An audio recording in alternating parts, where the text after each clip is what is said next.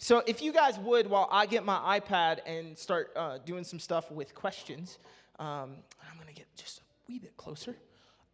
Would you guys just go down the line and say your name and where you're graduating from? Yeah, let's do it.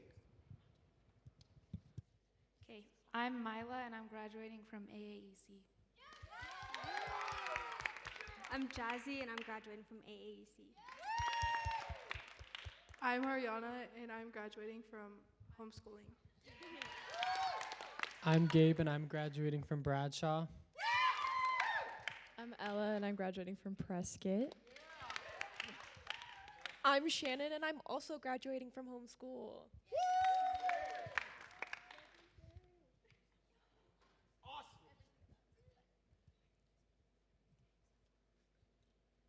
Oh. Let's get to the hard-hitting questions.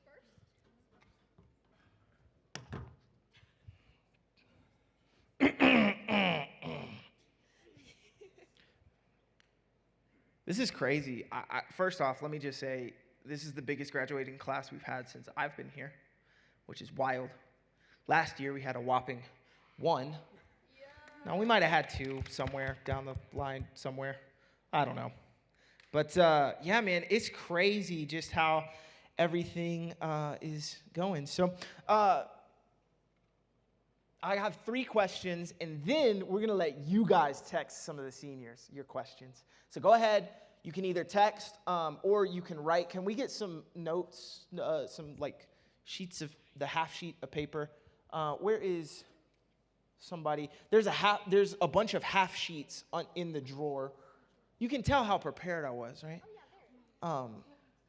But there's a bunch of half sheets in the drawer. And if you don't have a phone, you can actually go and write your questions. But if you have a phone, text that number. And you guys don't have to answer all of them. But if each of you guys want to, it's all good. We have literally until the end of service to do this. And then if we end early, we end early. So say something or don't. I'm joking. We're going to also pray for you guys at the end and just pray and really commission you guys out because you guys are doing some pretty incredible things. So it's awesome. So the first question is really for anybody who wants to start, but I'd love to hear from all of you guys. I always ask this question to people who are, I talk to like at lunches or one-on-ones and that kind of stuff. What is God speaking to you right now? Like in your daily devotional life, in maybe something that's happening just recently, but what is God speaking to you guys? And you guys can go in any order and take your time, that kind of stuff. I have one. So recently God has been speaking that, like, now is the time. So, like, before when I had first, like, started high school as a freshman, and I was like, I have time. I don't have to go around and talk to God about everyone, or talk to everyone about God. But those 4 years go by so fast. So, like, I don't know, seize any opportunity that you have to talk to people about God. That's really good. Okay, I have an answer. And mine's that to, like, not compare yourself to, like, other people, especially in your faith. So, like, oh, well, this person has this calling. Why don't I have that? Theirs is so much better, but yours is just as important as everybody else's. So that's mine. That's awesome. Yeah, especially faith, man. That's so good. Mine's probably to be more open. Sorry. And I was thinking about the answer, and I realized it has been a crazy month because this has all happened within the span of a month. When did you find out when did you finally determine where you were going to college? About a month ago. Yeah, exactly. And that's actually part of what God has been speaking to me, was just to be more open. Because forever I have been the person that had like every single minute detail of my life planned out. From starting in 5th grade, I knew what college, what career, and what airline I was going to fly for. And then that changed a little bit. And then come April, looking back, I think God was talking to me quietly. And then we got towards the end of April, and it was kind of more like a slap in the face, like, listen to me. And so I really feel like God has been saying, be more open to what I have for you, and you don't have to be anxious that you don't have it all figured out, because if you give it to me, I will figure it out for you. It's really good. Yeah, I would agree. I think also just that thing of trust has really come up for me. Like trusting that, I'm the same way. I was always like, hey, here's where I'm going. Here's the degree I'm getting. Here's when I'm going to get my degree by. And like all this stuff. I was like, this is set in stone. And, turns out college is expensive. And so, but it was kind of one of those things that, like that roadblock came up as I was applying to colleges. And I was like, I can't afford this. And it turns out that God was using the expensive college so that I wouldn't actually accept my offers to a single one, which really still freaks me out. And that's the whole thing of trusting him. It's like I was always like, I'm going to college. And now I'm like, I'm not going to college, at least not yet. And so, it's just kind of one of those things of having to trust, but those roadblocks ended up being the reason why I was able to fully answer God's calling. Yeah, so cool. Not bad. I'd say for me, he's been really like talking to me about like trusting in him and growing in this like period of time in my life, because I'm personally not going to college, and I'm kind of just like in a waiting period right now with my life. And so like just kind of taking this time to grow closer to him personally has been kind of just being put on my heart, because like not every season in your life is going to be go, go, go, go, go. This is what you're doing. You're going to go across the country doing this, that, or the other. Sometimes you're just going to go through your week like any other week, and those are the times that like you're going to grow closer to God. For me, it Yeah. was more of kindness. And I know everyone says it all the time. My mom says it, kindness matters. And it really does. I mean, just changing your attitude towards people, and like just a simple smile or a simple compliment, I like your hair, really changes the way people behave and act around others. And it's nice to see kindness. I don't know. It's really good. Sometimes it's the simple stuff that can trip us up, So if you guys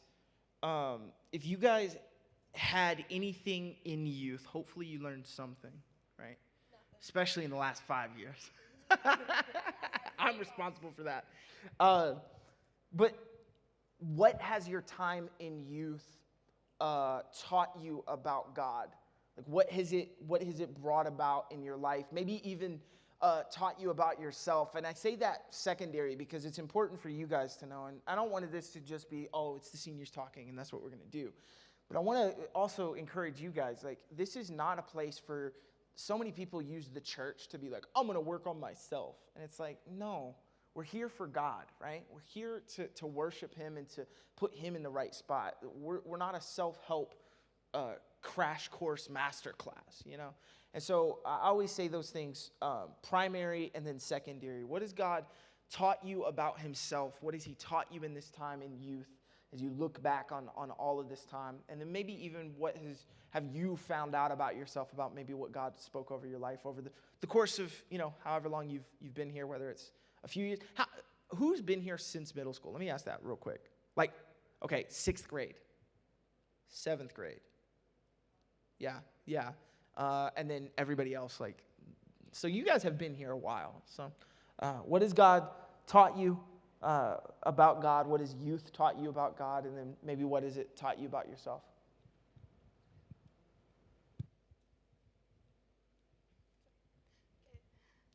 So, what youth has taught me about God is that, that your relationship with God is not one-sided, it's two-sided.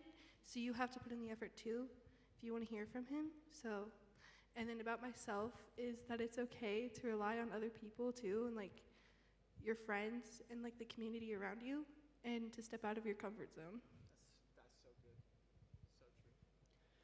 So true. I think the big thing for me, just after getting to see different people's journeys and stuff, is probably that you taught me that not all miracles are instant, which is really hard sometimes. And I'm not saying that there's anything wrong with talking about it, but we hear a lot about instantaneous miracles, which again, that is fantastic. We also, though, can tend to forget that sometimes miracles can take time. And so that's probably the biggest thing that I've learned from being in youth. So, I've been, okay, whatever. So, the saying that to be your best self, that has been like what I've been trying to live by, except these past few years, I've learned that you can't be your best self without God, because God is your best self. So, like, I don't know, you can't go towards the goals you want to be doing or like achieve anything without God. Yeah, I think for me, it's definitely like the biggest thing I've learned is the importance of attitude. Like, because I've seen a lot of people come in and out of our youth group. I mean, we all have, we've been here a long time. But like, it really, we decide how much, and I'm trying to think of how to phrase this so it doesn't sound weird, but like, our youth group's attitude is in control of like I don't want to say the amount that the Spirit is here, because the Spirit is here no matter what. But the thing is that like we have to be able to press in order to have that outpouring happen. And so like it's just really shown me how much like we all affect the atmosphere in worship and in the messages. It's really reliant on how much we're willing to let God move, because he's only going to go as far as we let him.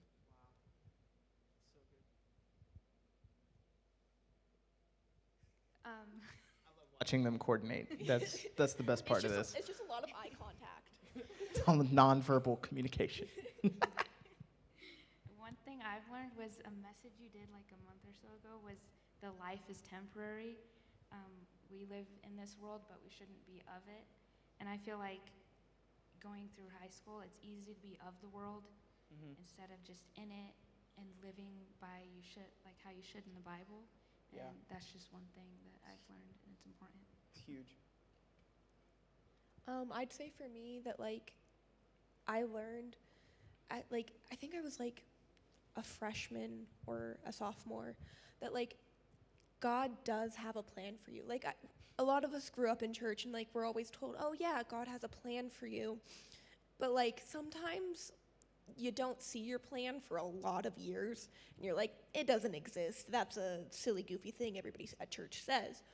But like a lot of things had happened that year for me, and I had gone to a convention and like it was just like a change in my life, and it was like, okay, this is what's happening and this is going to be the steps that you're taking. Like I was given like steps by him and like the people around me of like, this is where your life is going if you don't change.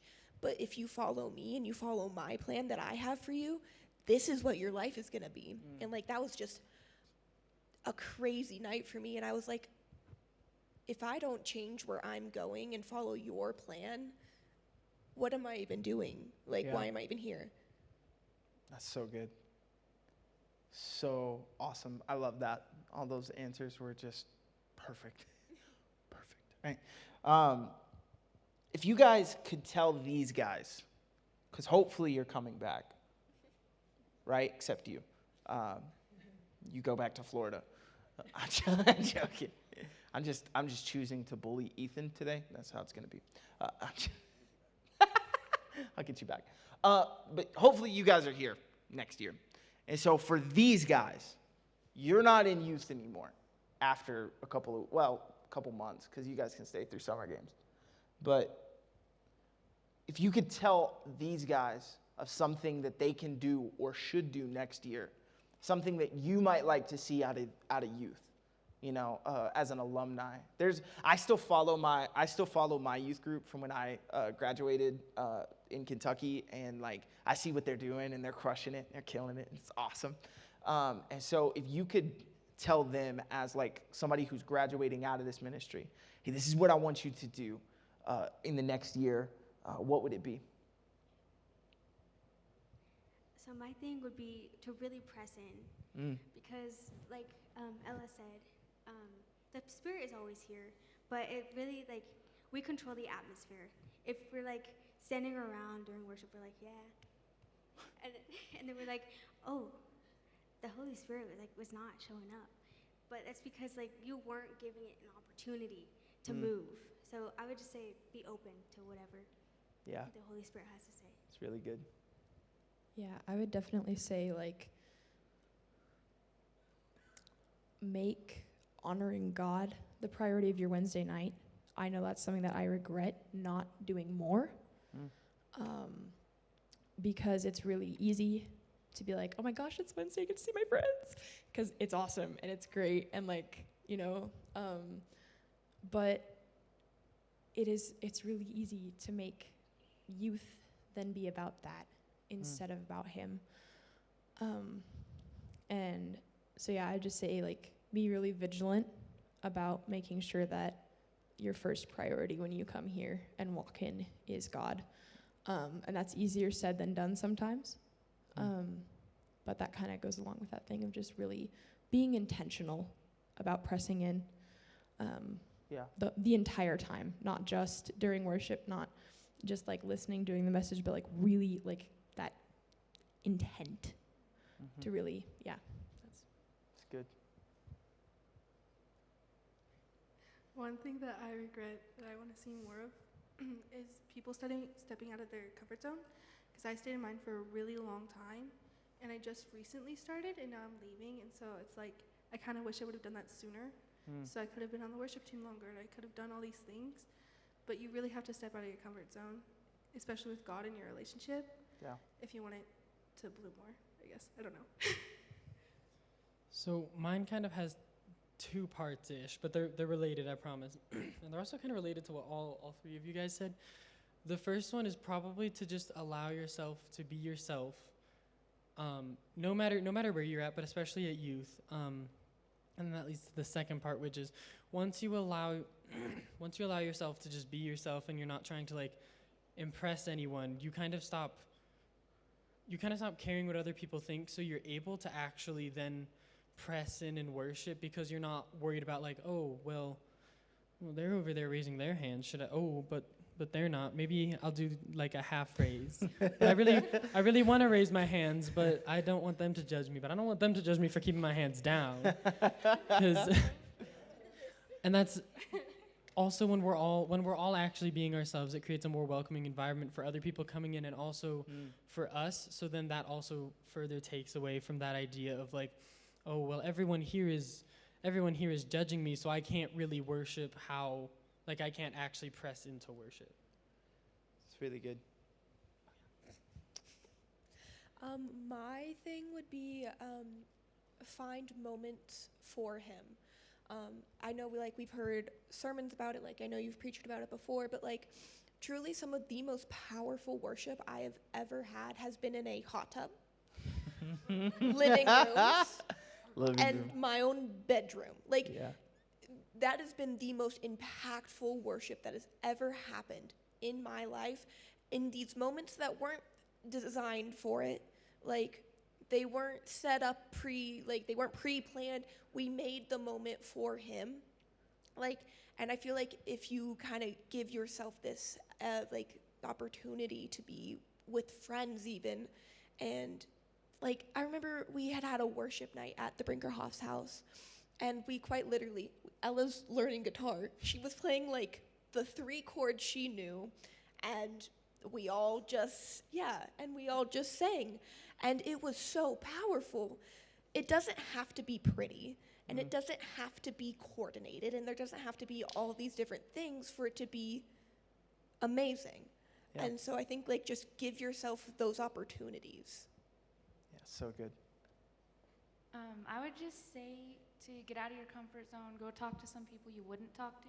I mean, a big thing is I don't really talk to a lot of people, and I don't like talking to a lot of people. So like there was a big thing, kindness. Be kind, go talk. Nice. That's awesome. That's so cool. Well, we're going to go into a time, and you guys can keep sending in your questions and those kind of things. We already have a few. And so really rapid fire, real quick. Do you guys enjoy a good grilled cheese sandwich? Yes. And if so, what is the best recipe? What's the best preparation you guys got? Back off, it's mine. I have strong feelings about this because I've had arguments about it. Arguments? Arguments, full-on arguments. A grilled cheese, plain by itself, good. It's even better if you add ham, and it is still a grilled cheese. It is not a grilled cheese with ham. Wrong. Wrong. It's still a grilled cheese. You don't have to specify. That's wrong. That's wrong. You're kicked off the panel. Don't talk anymore. I'm joking. Okay, here's the thing. It's fantastic, but the best way to do it, you take sourdough, Gouda, and sharp cheddar. You butter the pan, not the bread, because then the whole thing gets golden. It's beautiful. Nice. Hope you guys are taking That notes. sounds good, but I'm gonna have to disagree. The best grilled cheese sandwich I have ever had was when my cousin made it, because we were out of all other food. I will agree with the butter the pan part though. That is essential. Don't butter the bread.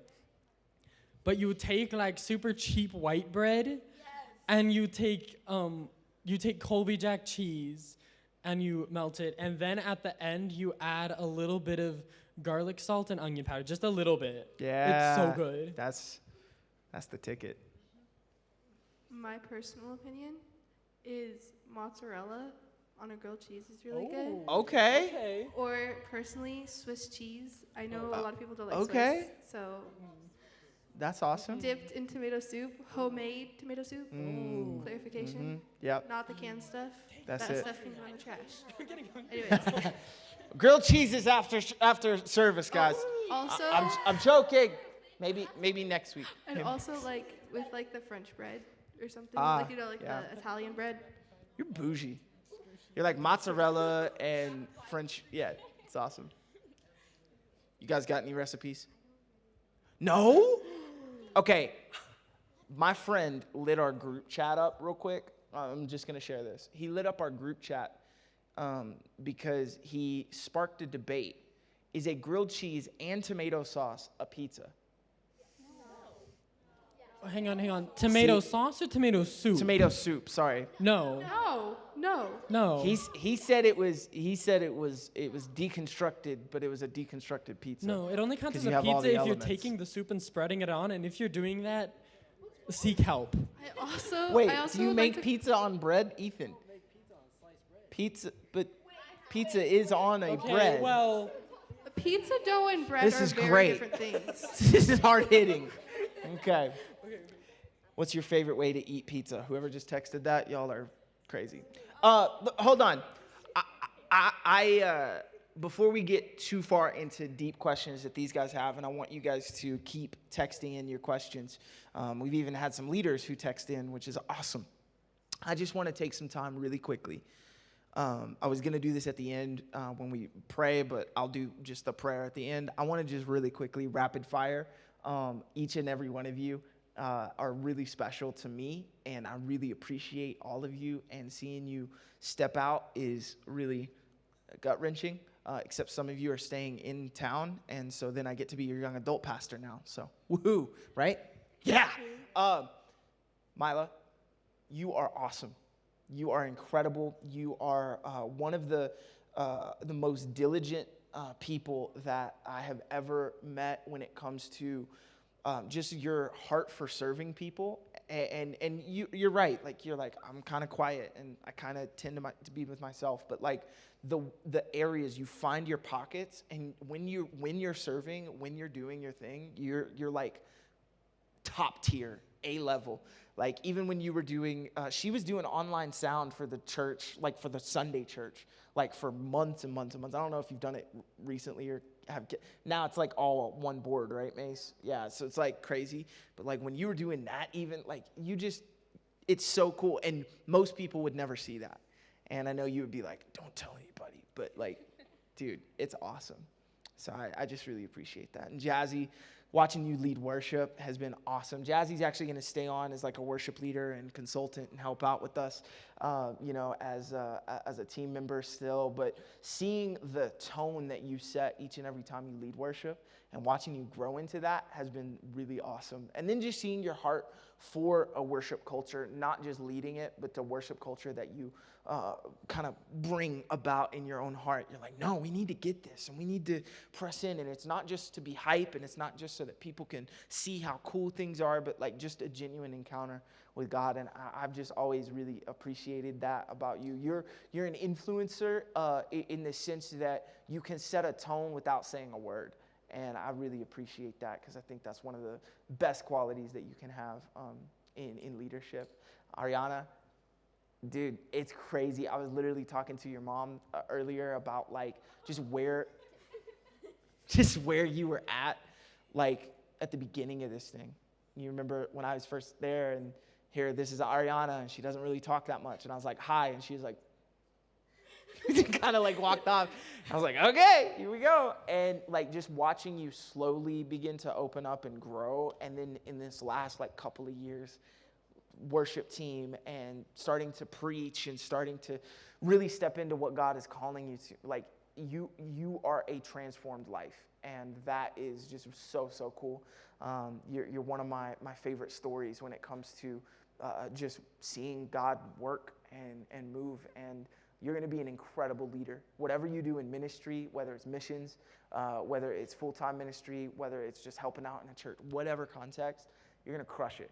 And we're always here to be there, to cheer you on, and to watch you just do incredible things. So, Gabe, dude, I love you. And what was that? Smile was like, but dude, man, you I remember just the growth. Like you said at the very, very beginning, like you said, I've got plans, and I think you even had the house you were going to live in, right? He had it on Zillow. He's like, this is where I'm living in 5 to 7 years. It was just a problem. But like I remember that, and then to see the flexibility that you've not allowed just so that anything can happen, but for God to actually speak. And that's really hard, especially when you have built so much good things in your own strength.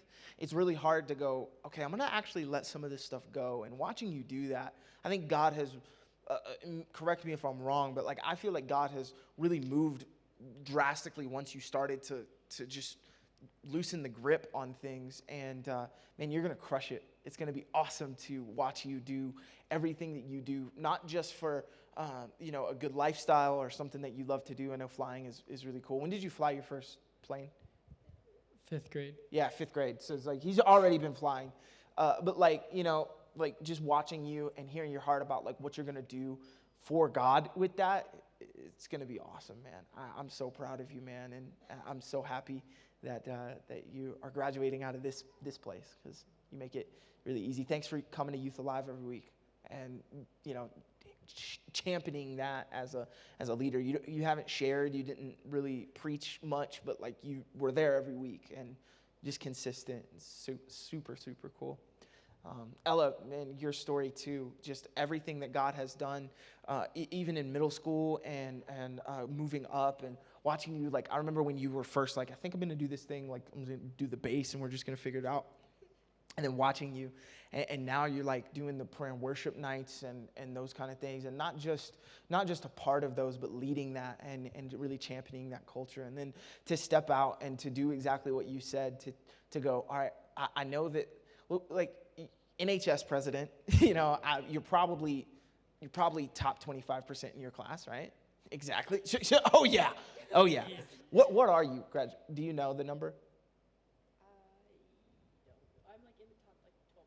There you go. See, so it's like you by all stretch of the imagination, you should be like ultimate college kid, right? And you're like, no, mission field, like directly. If you guys didn't know, she's actually heading out to Thailand at the end of the summer and just gonna go serve for like a year in missions. So can we just, come on, like This is literally a missionary coming straight out of our youth ministry.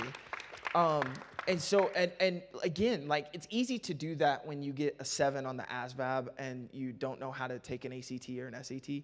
For those of you who didn't know, ASVAB is like the Army stuff, military stuff. So when you score like a really low grade, yeah, it's crazy. Like, those people, it's easy to be like, oh, well, I guess I'll go do this other thing. But like, you could have anything that you really wanted to do, and you're choosing to do that. That takes a lot of humility, and it takes a sensitivity to what God is doing. And you always had that sensitivity to just lean into the Holy Spirit. And so, super proud of you, and it's awesome to have. Shannon, what up? I just like that vibe. Dude, it has been so much. Everybody's dude and man, by the way. I just want you to know. But like, watching even the growth in you, and watching you go from being like super, not shy, but reserved and like artistic, and you're just gonna kind of run that lane, to now you're preaching, and you're like, you're very vocal in not only ministry, but like in what God is doing in your life and that kind of stuff. Funny story about Shannon. Was anybody at the LA retreat last year when we went to the house, and we just like jammed out for hours, and it was crazy cool. So I would never share this story about a student if I didn't know it was okay. But like, I remember Macy and I are sitting there, and Shannon is next to me. And I hear her, and she is pressing into worship, and all of a sudden she starts speaking in tongues. And if you didn't know, that's we believe that here. Holy Spirit can move, and you know, we believe in the evidence of speaking in tongues. That's a baptism of the Holy Spirit. And what was so cool is it wasn't just speaking in tongues. We believe in a prayer language of like, I'm just gonna go before the Lord and pray and worship and that kind of stuff. But I start noticing she is speaking in tongues like 2 or 3 phrases, and then she's speaking in English, and then she's speaking in tongues, and then she's speaking in English. And I literally lean over to Macy and I go, I think she's actually speaking in tongues and then translating herself. Like, I think she's the gift of tongues and interpretation all in like one person. And I literally went over and I was like, Shannon, like I'm not trying to like pull this out of you, but like, I think you have this gift. And she was like, what? I was like, what do you mean?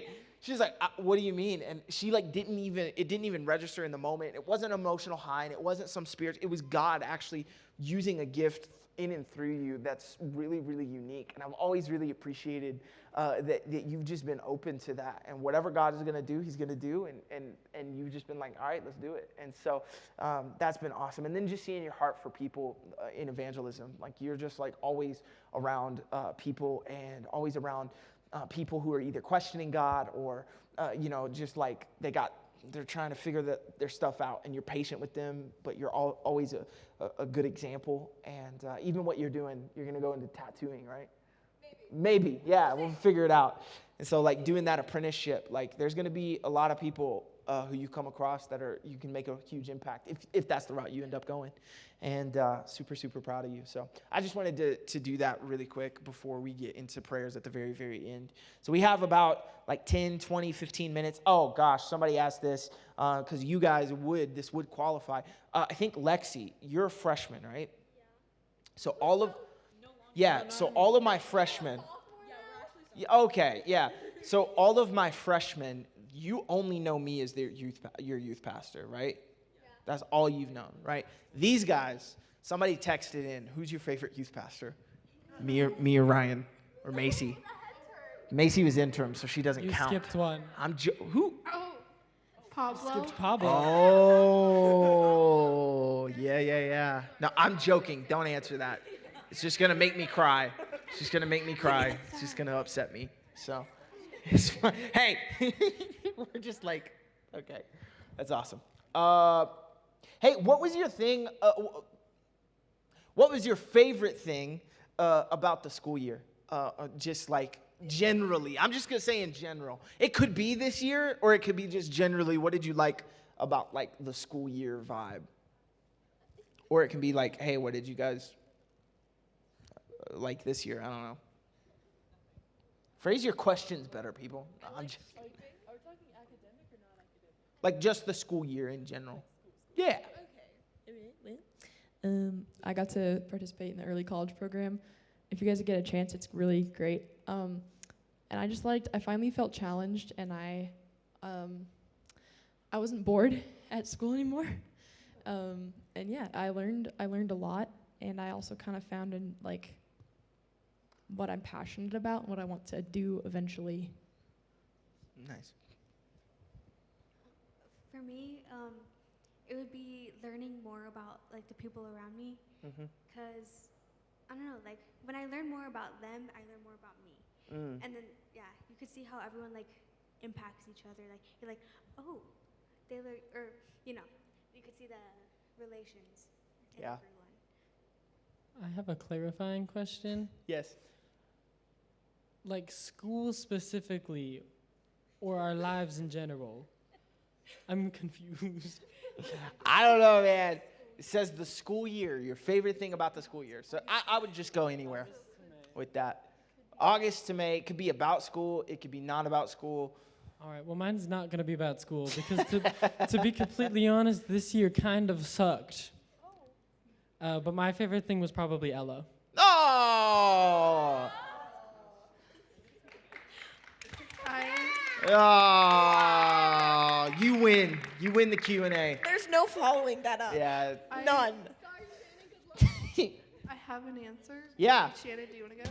You're good. Okay, my I'm so emotionally personal. recovering. What I liked about the school year is I started stepping in my faith more. Yeah. And actually like living out for God instead of just being like, oh, I'm a Christian, and then not reading my Bible and putting time into the relationship. Yep. So it's kind of like I said, it was just a one-sided relationship for a while. So that was my favorite part. It's good. I got some other questions if we want to move on, but if anybody else has anything. Cool. Somebody asked, is the path that you are on now the same one that you thought you'd be at in your freshman year? No. No. So violently, not at all. Like, not even close. Yeah. So, starting in like freshman or sophomore year-ish, I was very convinced that at this point I would be getting ready to move to somewhere near a beach. And You're going to the wrong riddle if you're trying to find a beach. I actually in freshman and sophomore year, I was planning on going to the Florida Embry-Riddle. Yeah. And I was very convinced, like, I'm getting away from home. I'm going to be a completely different person, and I'm going to be like the stereotypical beach kid. That is not what happened. I am no longer moving anywhere near a beach, and I'm not moving away at all.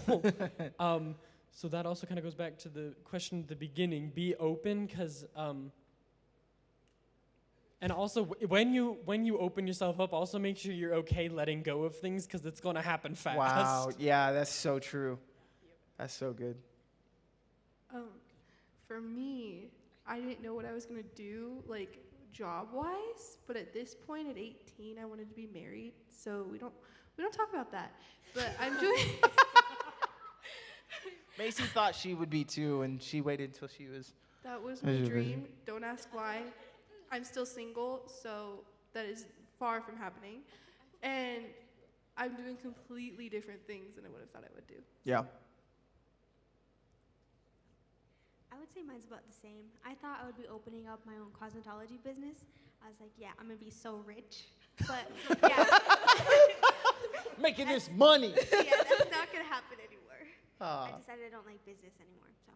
Business? I don't like Just business. no. I'm just gonna cut hair in a back alley. You want this haircut?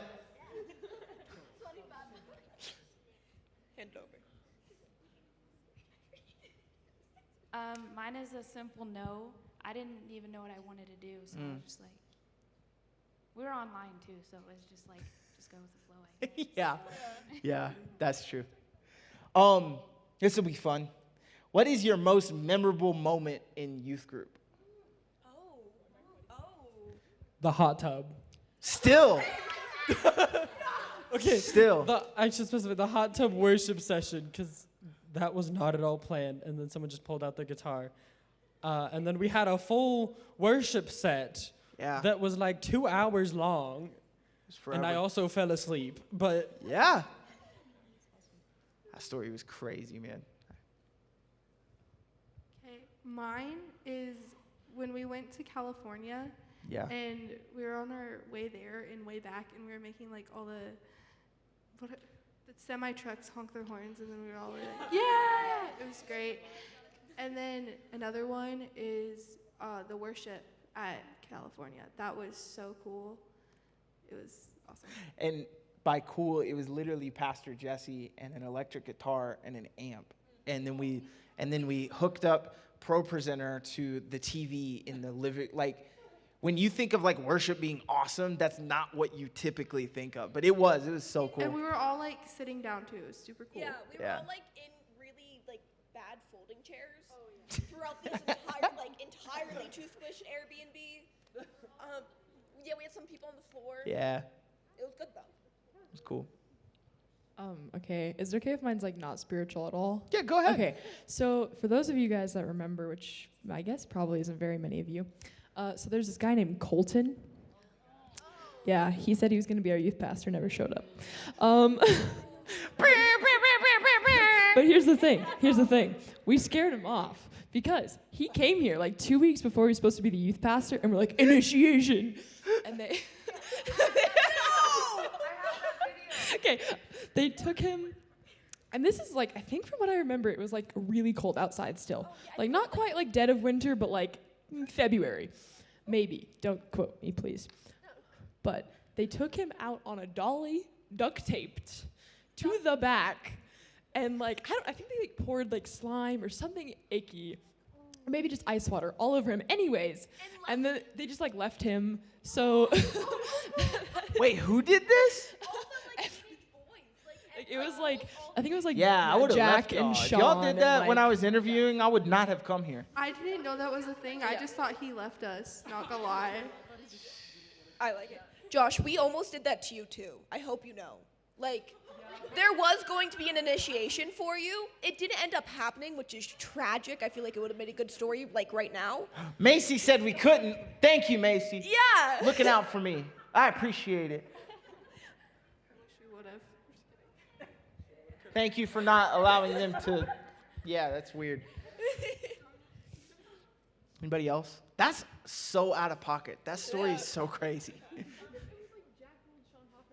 Well, okay, no, that makes perfect sense then. Yeah, you should have said it was Sean, Jack, and Grant. That makes sense. Never mind. Anybody else? Got some moments? I would say like spiritually, this one youth convention was really a lot for me. I was going through a lot of mental health stuff, and they had kind of pulled everybody out.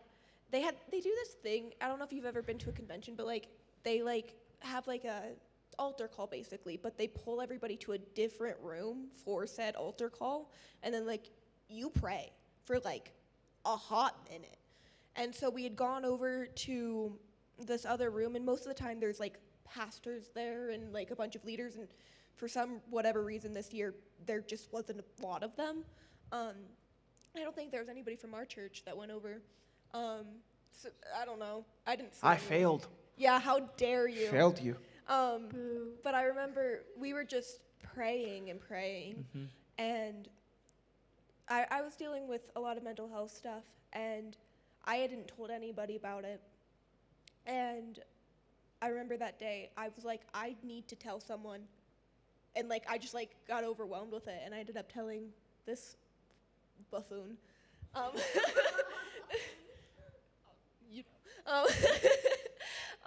And like, that was just like one of the most powerful moments, like spiritually, that happened to me. Yeah. It's good.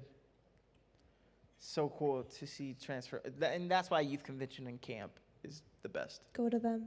Yes. They're really fun and Jesus-y. Anybody else? Nothing good? I did propose to my wife here. That happened. That's pretty boring. And to me. announce that you were pregnant. It was on the stage. I did also announce my baby here. Yeah. So we did that. A lot of really Kinda crazy, lame, though. a lot of crazy things. I'm just kidding. I'm kidding. What? I said that's kind of lame, though. I Yeah, was just kidding. it was, wasn't it, Macy? It was super lame to do that. And Macy, she's still like, why didn't you just take me to Paris? Couldn't do it.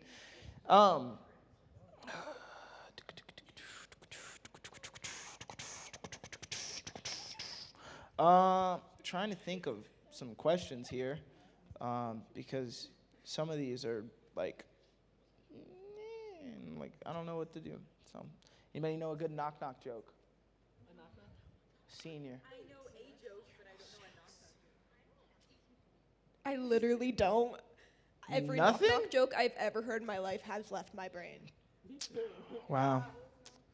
Wow. What? That's terrifying. That's terrible. Okay.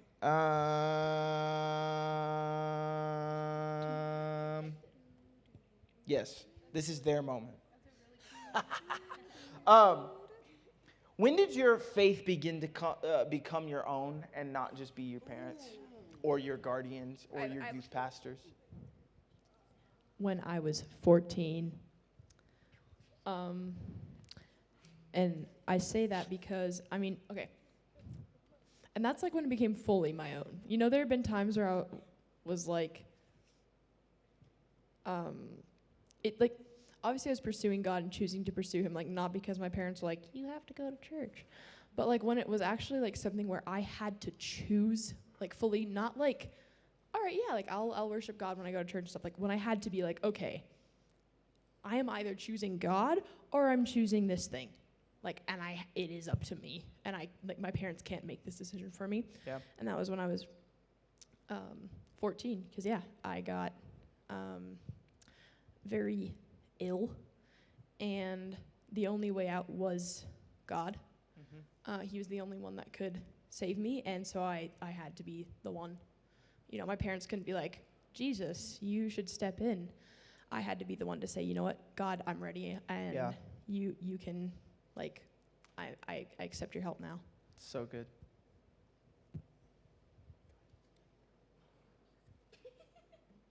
Rock, paper, scissors. Ready? Rock, paper, scissors, shoot. Ah ha ha.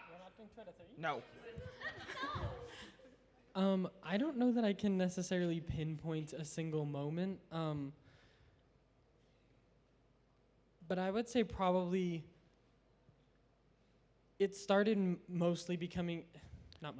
it really started becoming my own faith freshman to sophomore year-ish. There was a couple of things that happened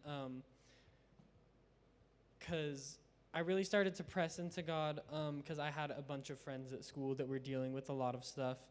And so I really pressed into God then. And then also the youth camp after sophomore year, because I was a very big perfectionist, and that's kind of when I started to let that go. And then before that, my faith had really just been I'm going to go check the box, I'm going to go to church, and then I'm going to go home and I'm going to pray, and there's another box checked.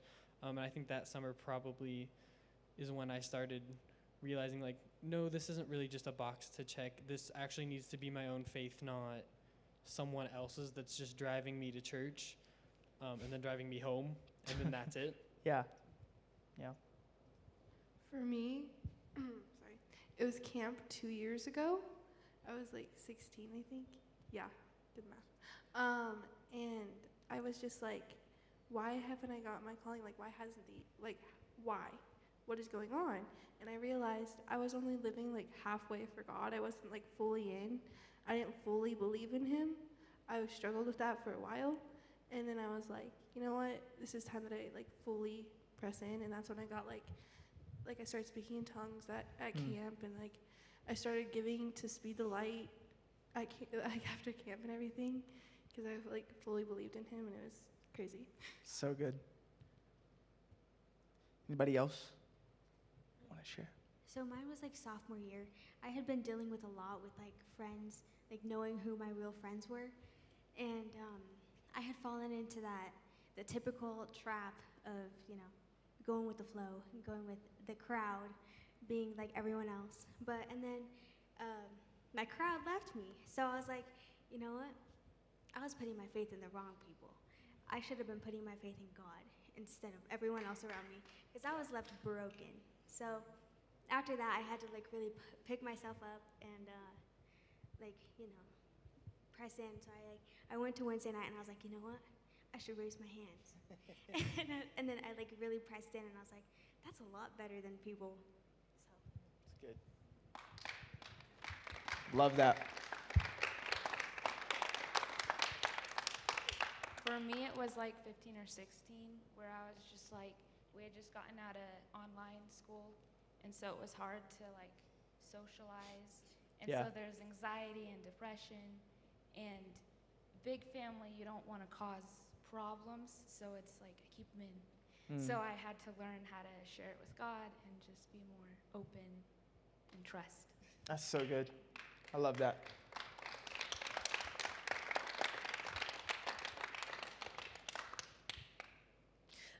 I'd say for me, it was when I got my call, like my calling. Yeah.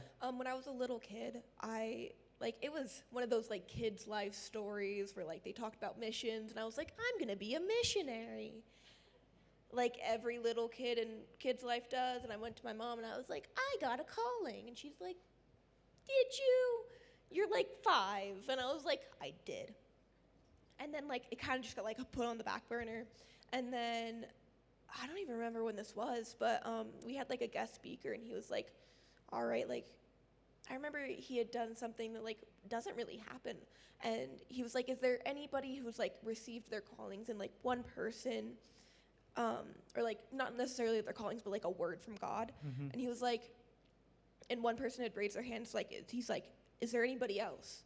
And he goes, and nobody raised their hands. Like, God hasn't finished speaking yet. Go back into worship, go back into praying, go back into it. And when we went back into it, like missions just kind of got put on my heart. And so like I think like that night I was like, oh, and then I remember that like kid's life, I'm gonna be a missionary, and I'm gonna be like, and I'm like, oh, this is like something I need to like live for my own. Like it might not be on like the timing of you just had one singular worship session and this is it. Yeah. Like you have to press back in, and I was like, oh, that's crazy. Yeah. And like obviously like I'm not immediately going into the mission field like Ella, but I am just trusting that like it's on his timing and his plan. Absolutely, for sure. Thank you for sharing that. And I think it's important to know, like you're not always gonna go right out and do what God is calling you to do. I went to college for 4 years before I became like a pastor.